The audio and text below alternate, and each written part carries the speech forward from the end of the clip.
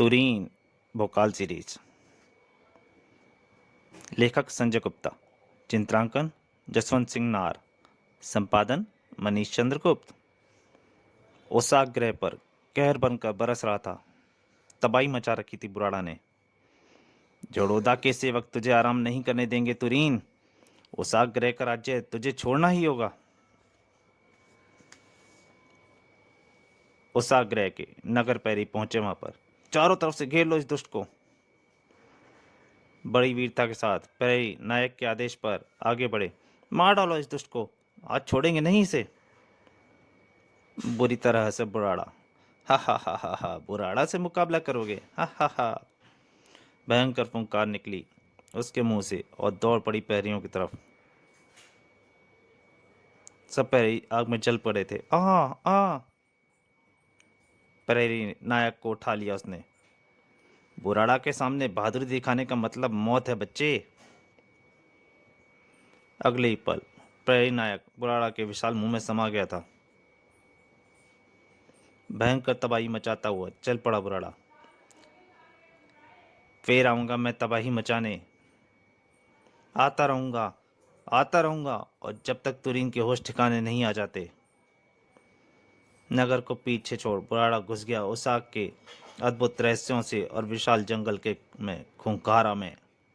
उफ, यह खूंखारा ही इन राक्षस प्राणियों को जन्म देता है।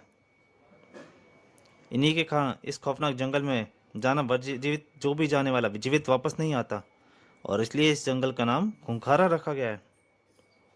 चलो राजकुमारी तुरीन को आज की इस भयंकर तबाही की सूचना देते हैं।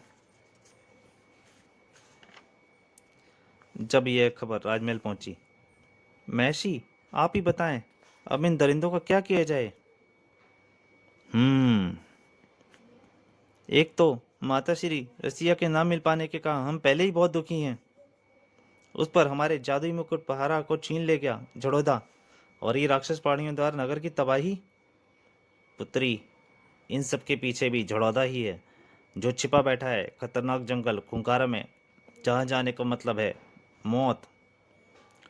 मौत से नहीं डरती हूँ मैं महर्षि, एक बार आप आज्ञा तो दीजिए, मैं खूंखारा में घुसकर उस दैत्य को घसीट लाऊंगी यहाँ। उसकी चिंता ना करो, उस आग की सत्ता हड़पने का लालच देर सवेर उसे खूंखारा के बाहर खींच ही लाएगा। अभी तो मुझे उसका इंतजार है। महर्षि गाजो बाजू की रस्मी बातें सुनकर मचल उठी थी। किसका महर्षि? तिल्ली का। तिल्ली?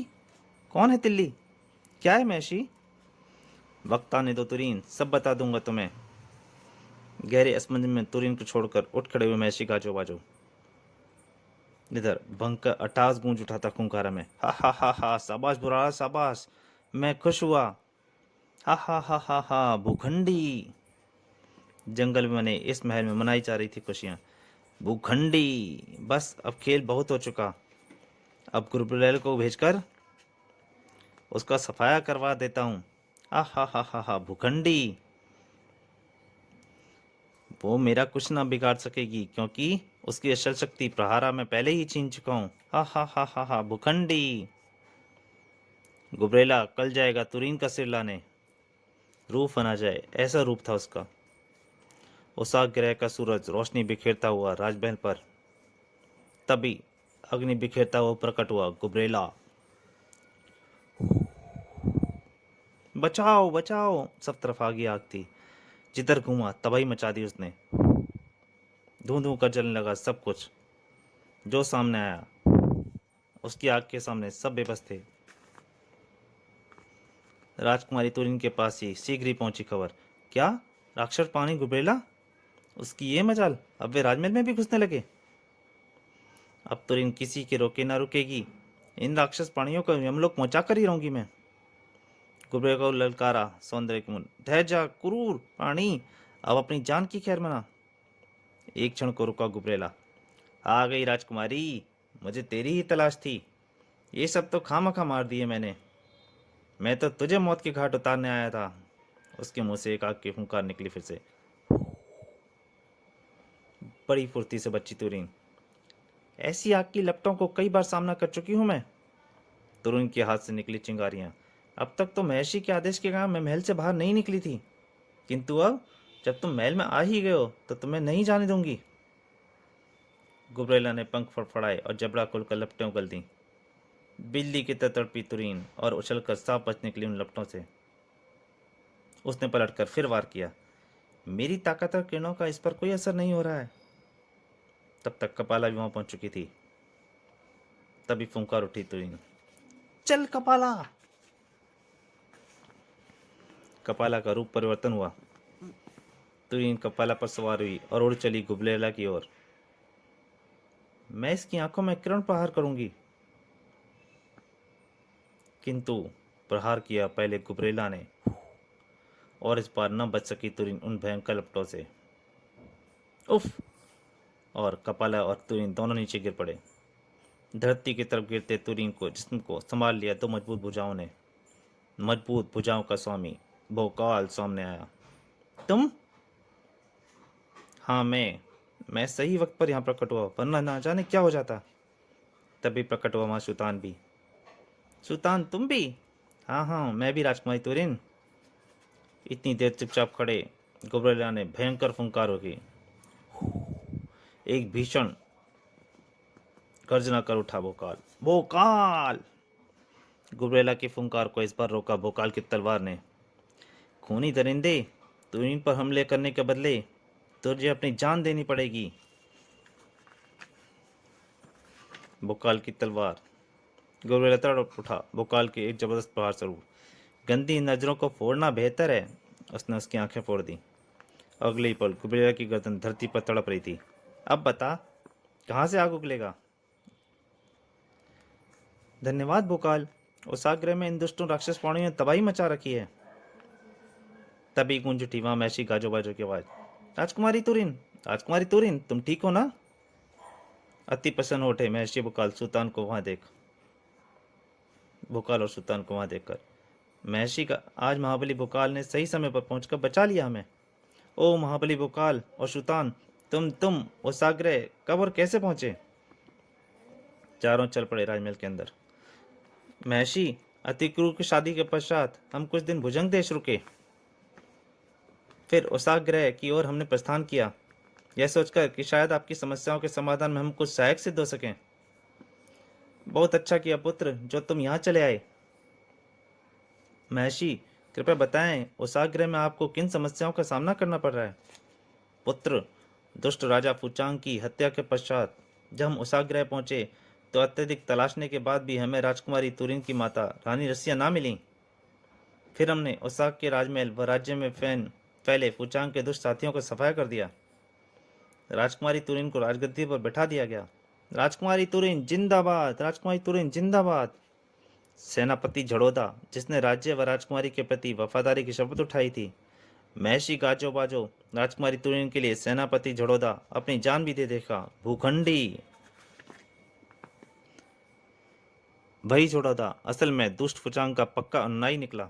ही भूखंडी, राजकुमारी तुरीन, महाबली फुचांग कभी नहीं मर सकता। वह फिर आएगा और उसके लिए तुम्हें सिंहासन खाली करना पड़ेगा।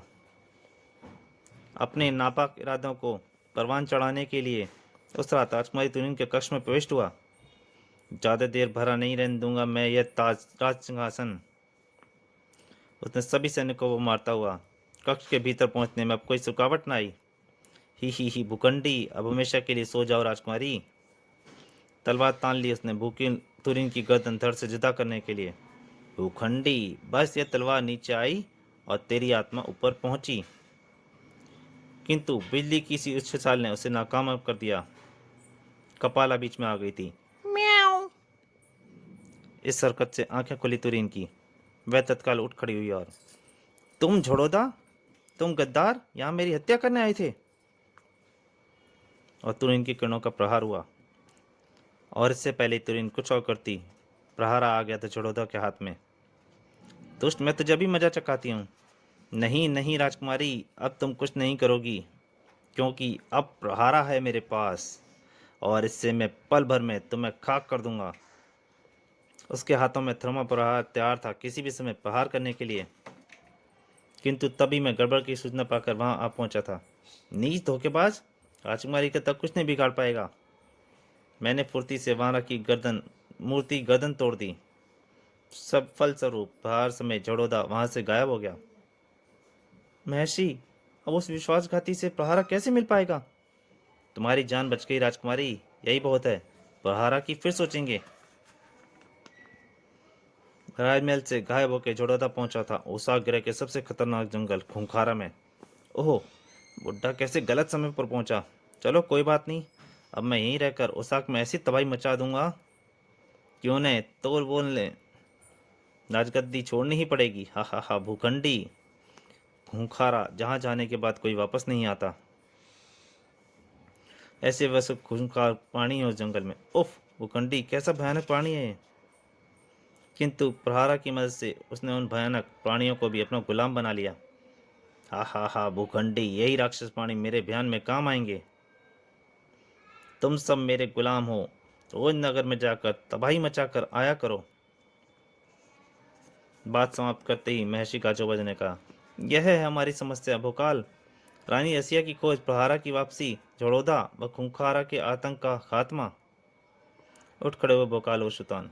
महर्षि, आप दो घोड़ों का इंतजाम कराएं, झड़ोदों का खूंखारा का आतंक समाप्त करने हम अभी जा रहे हैं। दो नहीं महर्षि, तीन। मैं तुरीन भी इनके साथ जाएगी। ठीक है, मैं अभी प्रबंध कर देता हूँ। महर्षि कक्ष से बाहर निकल गए। कुछ क्षण बाद कक्ष में फिर से कदम रखा महर्षि गाजोबाजो ने। मैं सब प्रबंध कर आया हूँ राजकुमारी, अब तुम चलो मेरे साथ शस्त्रागार में। शस्त्रागार में? किंतु क्यों महर्षि? राजकुमारी, खूंखार में आपका सामना होना है खूंखारतम जीवों से, और फिर आपको प्रहारा की शक्ति का भी स्वाद चखना पड़ सकता है। उसके लिए जरूरी है कि आपके पास अन्य अशस्त्र व दिव्यास्त्र भी हों। किंतु हमारी अपनी शक्ति भी पर्याप्त है। परंतु तुरीन को महर्षि की बात माननी ही पड़ी।